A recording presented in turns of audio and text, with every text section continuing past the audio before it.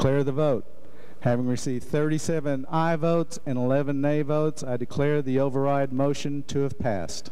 Received a two-thirds majority vote of those elected to and constituting the House. I declare the motion to have passed. Hi, I'm State Senator Anthony Sykes. It is April 17, 2008. Welcome to this week's Sykes Update. We have a very special guest here today, my colleague, Senate Caucus Republican Chairman and Senator from Edmond, Todd Lamb, and he is going to talk about his bill, his pro-life bill, which is a historic piece of pro-life legislation, and also the procedural moves that happened this week here at the Capitol. So with that, Senator Lamb, just let you make a few comments about that. Thank you, Senator Sykes, and thank you for tuning in and listening and receiving this update from Senator Sykes. It's a pleasure to serve with him in the Oklahoma State Senate. Today was a historic day in the state of Oklahoma where the State Senate and the State House of Representatives voted to override Governor Henry's veto of Senate Bill 1878, which is a pro-life bill, has all 5 Rose Day bills contained in Senate Bill 1878. And procedurally this morning we took up the override, and we had overwhelming support. We only lost 1 member.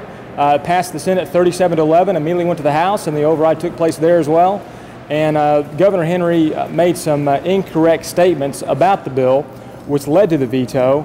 And I was happy to correct those, and thrilled for the unborn that the bill was in fact overridden today. Both Senator Lamb and I are extremely pro-life in our support of the unborn, and we have made that record clear. And today is a great day for Oklahoma in doing that. And Senator Lamb, from what I recall, it's less than 24 hours since the governor's veto that has now been overridden, correct? That's right, Senator. The governor vetoed the bill last night about 7:15 p.m. and we overrode the veto early this morning about 10 o'clock.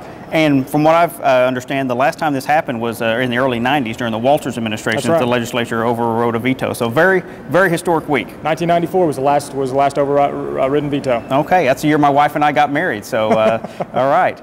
Well, this has been the Sykes Update for this week. Great week here for the unborn and for the pro-life movement in Oklahoma. I want to thank Senator Lamb for appearing with me today. Thank you so much, Mr. Chairman.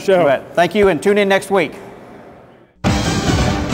First, for Governor Henry, I'm Beth Myers and the News Radio 1000 KTOK News Center. It did not take long at all today for lawmakers to override the governor's veto of an abortion bill.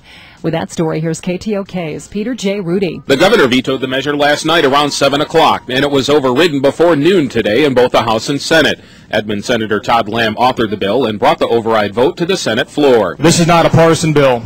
It's a bipartisan bill. It's a pro-life issue. And I just ask and respect you for standing by your conviction today. The Senate voted 37-11 to override, 5 more than the minimum vote necessary. In the House, 80 members voted to override. That's 12 more than the minimum. At the state capitol, I'm Peter J. Rudy, News Radio 1000 KTOK.